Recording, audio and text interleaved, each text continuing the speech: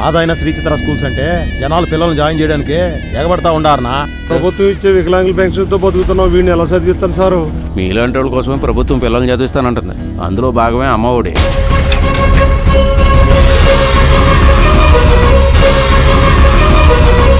Effect మన corporate school అన్నిటి మీద పడుతుంది. ఆ తర్వాత అందరూ గవర్నమెంట్ స్కూల్ అంటే పడతారు. మనం ముష్టెత్తుకోవాలి. మారుమూల గ్రామాల్లో పాడైపోయిన స్కూల్స్ ని పునరుద్ధరించాలనుకుంటుంది నాడు నేడుతో. అంతేకాకుండా పేద పిల్లలు కూడా ఇంగ్లీష్ నేర్చుకోవాలని సంకల్పించింది. పోయిన ప్రభుత్వాలు కూడా ఇట్లా చెప్పినాయి. ఇది పనిచేసే ప్రభుత్వం. ఆనాడు పేపర్ చూసావమ్మా? ప్రతిపక్షమే ప్రభుత్వాన్ని నడిపిస్తున్నట్టు రాసుకొస్తున్నారమ్మా. నేనెవరో తెలుసా నీకు? జనదేశం పార్టీ జిల్లా అధ్యక్షుడిని. మేము అధికారంలోకి వచ్చాక ఏ ఒక్కరిని వదలం.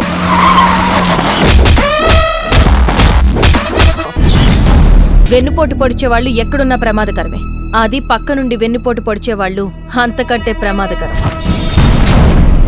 మీలాంటి వాళ్ల వల్ల రాజకీయం, రథాలు తగలబెట్టడం, గుళ్ళు కూల్చేయడం దగ్గర నుంచి ఇప్పుడు స్కూల్ పిల్లల వరకు వచ్చింది. ఫండింగ్ ఇచ్చేవాడికి పార్టీ అధికారంలో లేకపోతే పతనమైపోతామని మా నాన్నగారు ఎప్పుడూ చెప్తూ ఉండేవారు. అది ఇప్పుడు నిజమైంది. 16 నెలలు ఎన్ని విధాలుగా ముప్పు తిప్పలు పెట్టినా అన్నీ ఎదుర్కొని ఆశయం వైపు అడుగులేశాడు. అనుకున్నది సాధించాడు. ఎంతో మందికి ఈ రోజు తను ఆదర్శంగా నిలిచాడు. పట్టుదలతో ముఖ్యమంత్రి అయ్యాడు. ఆయన ఎవరో తెలుసుగా? జగన్మావయ్య. ఆమె సిన్సియారిటీ చూసినప్పుడే నేను అనుకున్నాను తన సీఎం రికమెండేషన్ అయి ఉంటుంది. ముఖ్యమంత్రి మా పార్టీ గనక అధికారంలో ఉండింటే నీలాంటి ఎదవల్ని దగ్గరకు కూడా రానిచ్చేవాడిని కాదు. ఈ రూమ్ అంతా పసుపు నీళ్లతో కడిగించు. మీకు అరెస్ట్ వారెంట్ వచ్చింది. కోర్టులో కూడా స్టే దొరకలేదు మామ. వేరే బెంచ్కి వెళ్ళి ఎంతైనా ఖర్చు పెట్టి ఖచ్చితంగా సాధిస్తాం. ఇది ఎంతవరకు వెళ్తుందో, ఏం జరుగుతుందో అని మీతో పాటు నేను కూడా ఎదురు చూస్తున్నాను. జనంలోకి మన కొమ్ము కాసే మీడియాను పంపించమంటారా అన్న?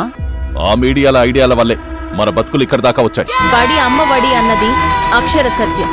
ఈ రోజు మీరు ఇంగ్లీష్ లో పాస్ అయిన తీరు చూస్తుంటే తెలుగుతో పాటు ఇంగ్లీష్ కూడా ఉంటే అది జీవనోపాధి మాత్రమే కాదు, జీవితాన్నే శాసిస్తుంది అన్నది సీఎం గారి సంకల్పం.